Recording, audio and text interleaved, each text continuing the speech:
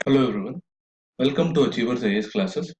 Let's begin a discussion on the current events of 16th April 2018. The first issue in news is regarding the recent response sought by the National Anti-Profiteering Authority in GST from the e-commerce companies whether they profiteered from sale of goods after the reduction in the GST tax rates on various commodities. If in case the e-commerce companies are found to have profiteered from the reduction in GST, they will be asked to identify the buyers and refund the tax amount to them. And in case they are unable to identify the buyers, they will have to deposit the amount to the Consumer Welfare Fund. What we need to remember here is the National Anti-Profiteering Authority was formed post a sharp reduction in GST rates on a large number of items of mass consumption and has the mandate to ensure that the benefits of reduction in GST rates are passed on to the consumers by way of reduction in prices. In this regard, the authority has so far received about 250 complaints from consumers, which include selling of goods at an MRP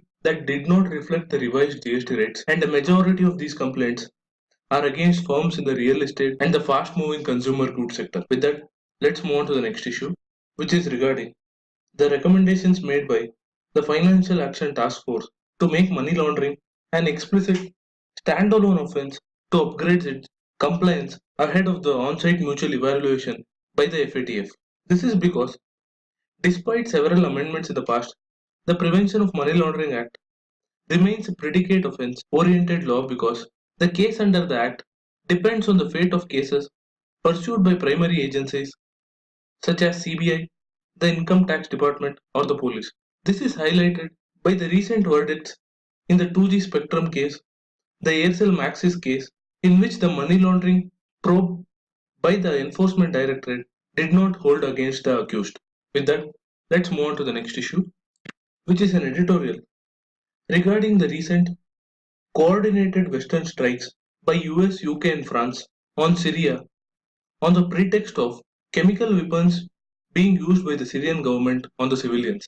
The recent attack by these countries has further escalated the multi-sided conflict in the region, and the US government has claimed that Syria's chemical weapons program has been effectively tackled. While the use of chemical agents against civilian population should not go unpunished, the manner in which the US and its allies have acted in the recent past has raised serious questions.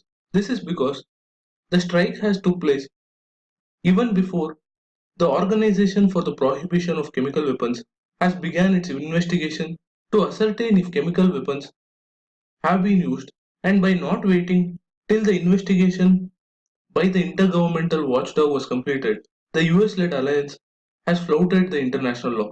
Also, the recent attack has dragged the US deeper into the Syrian civil war because this is the second strike within a year, suggesting that the first one failed to deter the Assad regime, and if there is a future chemical attack, the US will be forced to act again with greater force.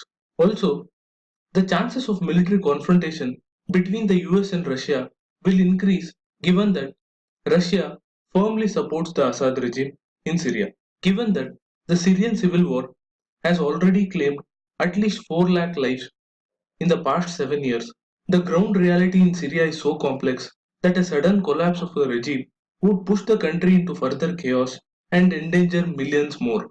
Therefore, countries should shift from unilateral military action to aggressive multilateral diplomacy to find an immediate end to the violence and have to work together under a UN mandate to find a long lasting political solution for the Syrian crisis. Now, let's move on to the next issue, which is talking about why, despite the deaths of many Indian workers in Iraq, there are still thousands of men in Punjab still hoping to find a job in the war torn nation, and that too through illegal channels. As we recall, recently the remains of Indian workers was repatriated to their families from Mosul, and in spite of such risks, people still plan to go to such places mainly for jobs and better wages, as many international companies require labor for infrastructure projects being built or rebuilt in the war-ravaged nation. Adding to this fact, there is mushrooming of illegal travel agents in Punjab, and in some cases, the Punjab police has been accused of colluding with the illegal agents, thereby risking the lives of many people who travel to such regions. With that, I wrap up today's news analysis. Do like, share, and comment to support this initiative. Thank you for watching. Have a nice day.